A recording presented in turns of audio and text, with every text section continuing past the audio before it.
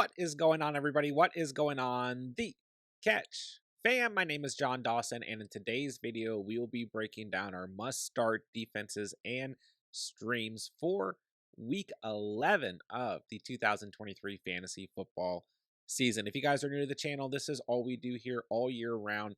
Free fantasy football content, redraft, dynasty, and best ball. If you guys are into that, be sure to subscribe on the way in. But more importantly, get in the comment section down below anything you guys need for Week 11 of the season. Let me know. Start, sits, trades, waiver wire. What defenses are you guys planning on starting in Week 11 or looking at on the waiver wire? Whatever it may be, let me know. I'll get back to you as soon as I can. Without further ado, let's hop right into today's video. All right, first up on the list, I'm going with the Detroit Lions facing the Chicago Bears at home in Week 11. The Lions come in as the 20th ranked defense currently in fantasy football, so not great, and they're only 20% rostered, which is a good thing, right? Might be able to go out and pick them up pretty easily because they faced a very good Chargers offense in Week 10, and they had a bye week in Week 9, so a lot of fantasy managers have not been holding on to the Lions defense. And they've been kind of up and down throughout the year, but they've also been pretty solid at the same time. So we look since week 3, 17 points, 10 points, 9 points, 10 points, -2 points in that really bad performance against Baltimore, 13 points against the Raiders in week 8 before they hit the bye week, and then -2 points this past week. But the advantages here are kind of what I just laid out. They've dropped pretty significantly overall in rankings. They're just 20% rostered. They've been dropped by a lot of managers, and now they get the Chicago Bears at home. And the Bears, admittedly, have looked, I guess, a little bit more competent with Tyson Bagent at quarterback. But I mean, they just played the Panthers, and the week before that, they played the Saints. And I mean, they showed up a little bit, but man, I just don't see it against this Lions unit. They are a much more stout defense. They are a much better team overall. They're going to force the Bears to throw throughout this game. I believe in the Lions defense in this matchup. They are a team you can go out and probably pick up right now. Go check if they're out there. I would definitely pick them up. I am considering them a must start defense as we move in to week 11. All right, next up on the list, I'm going with the Cleveland Browns, who have moved up to the defense number 3 on the season. They are 78% rostered, so not likely you can go out and pick up the Browns. But man, if they are floating around, if they got dropped in your league because of the difficult matchup in week 10 against Baltimore on the road, which is definitely a possibility. I know a lot of you guys out there were considering not starting them against Baltimore, and it made sense, but man, they still showed up with 15 total fantasy points, 3 sacks, 2 interceptions, and a defensive touchdown. So going into week 11, they will face the Pittsburgh Steelers at home. And I mean, hey, the Steelers have looked a little bit better offensively as of late, but in the past couple of weeks, their matchups have been a lot softer than going up against this Cleveland Browns defense, which has been stout all year long. I mean, the Steelers just played the Titans and the Packers in their last 2 matchups, and they played pretty well in week 8 against Jacksonville for what it's worth. But I don't really see that being the case against Cleveland in week 11. Even if they play okay here in week 11, I do believe that the Browns will have opportunities for turnovers and sacks in this matchup. I'm giving the overall edge to the Browns at home in this matchup, but it should be a good divisional matchup at the end of the day. But hey, the Browns have been great all year. They're going to be tough to pick up. Probably won't be available in your league, but there is a chance, like I said, that they got dropped due to their matchup in week 10. Go check if they're out there. They're absolutely a must-start defense as we approach week 11. All right, moving into a couple streams for the week. Let's talk about the Jacksonville Jaguars, currently the defense number 15 in fantasy football and only rostered in 17% of leagues. They were on bye in week 9, and they had a very stout matchup in week 10 against the San Francisco 49ers, where this defense was absolutely hot garbage. 1 total fantasy point. I mean, I thought they had a chance for at least a decent floor against the Niners. Did not happen whatsoever. But let's look ahead to week 11 against Tennessee, who in week 10 gave up 13 fantasy points to the Tampa Bay Buccaneers defense. So, I mean, that's pretty encouraging in itself, although the Bucs have had some pretty good defensive stands throughout the season.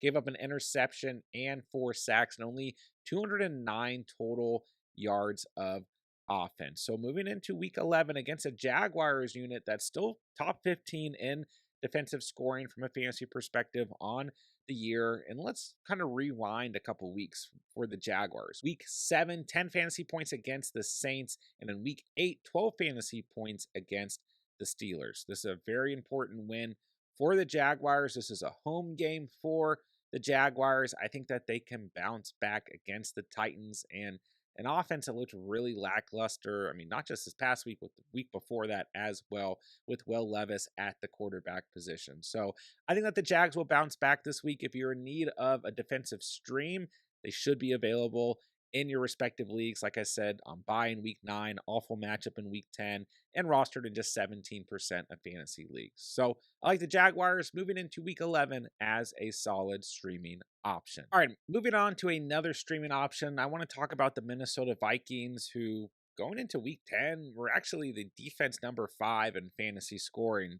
Believe it or not, they're just 19% rostered at the moment, according to the Sleeper app. And they face the Denver Broncos on the road in week 11. And this Broncos offense, I mean, we don't need to say much, right? They're completely up and down. The time I'm recording this, Monday Night Football has not been played yet. So, I mean, I don't expect a lot out of them against the Bills. But let's be honest, they're still kind of a sneaky offense. They have some playmakers, and this is a road game for the Vikings, but man, I just imagine another solid floor for the Vikings if you're in need of a streaming option. When we look since week 6, 23 points, 8 points, 12 points, 6 points, 8 points. So you have 2 kind of higher ceiling performances for this defense, and then 3 okay floor performances. But man, they've been causing turnovers. When you look since week 6, they've actually had 8 interceptions since week 6. I mean, pretty dang good. They've had a ton of forced fumbles as well, and they've had a ton of sacks. I mean, this is, in terms of the entire National Football League, one of the teams that blitzes more than any other unit out there. They've been pretty good against the run all season long. It's just that secondary really bends and is really weak at the end of the day. But even since the beginning of the season, this secondary has improved. So if you're in need of a streaming option, they should be available. They are under 20% rostered. Like I said, going into week 10, they were a top 5 defense, a pretty solid matchup against the Broncos. Vikings are out there. They're worth a stream as we approach week 11. All right, last but not least, let's talk about the Seattle Seahawks, who admittedly, in the past couple videos, they've turned out to be complete duds. So I definitely trust them the least out of any of the options in today's video. But going into week 10, they were a top 10 fantasy scoring defense. They've just been really disappointing the last 2 weeks. 6 points against Washington, 3 points against Baltimore. That was kind of expected, but 10 points in week 8, 9 points in week 7. You go back to week 4, 32 points. Go back to week 2, 15 points. So they've been kind of up and down, but I think they could be in store for an up week. On the road against the Rams. At the moment, we don't know the status of Matthew Stafford's health, if he's going to play in this game or not. But man, Matthew Stafford doesn't play and Carson Wentz or Brett Ripien or whoever is at quarterback, then the Seahawks become a must-start defense in week 11 no matter what. They're 59% rostered right now, so a little bit higher roster than the last 2 teams that we went over, but there's definitely a shot that they're available, especially with the lackluster performances they've given us in the past 2 weeks. Nonetheless, they've still been doing a pretty good job of maintaining sacks throughout games. They've had 3 forced fumbles in the last 2 games. We just want to see those interceptions go back up. They were doing a little bit better job of that in the beginning half of the season.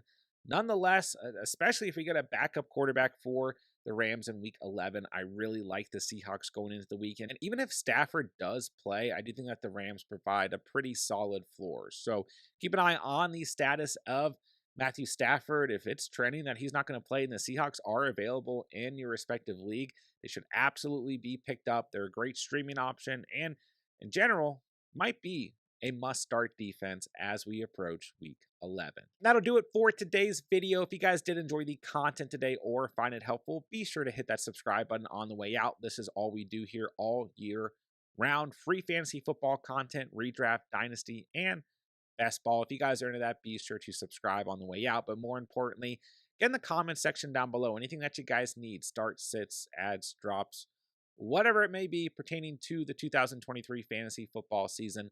Let me know. I'll get back to you guys as soon as I possibly can. With that, I will say thank you guys so much for watching and or listening. And remember, you saw it here on The Catch.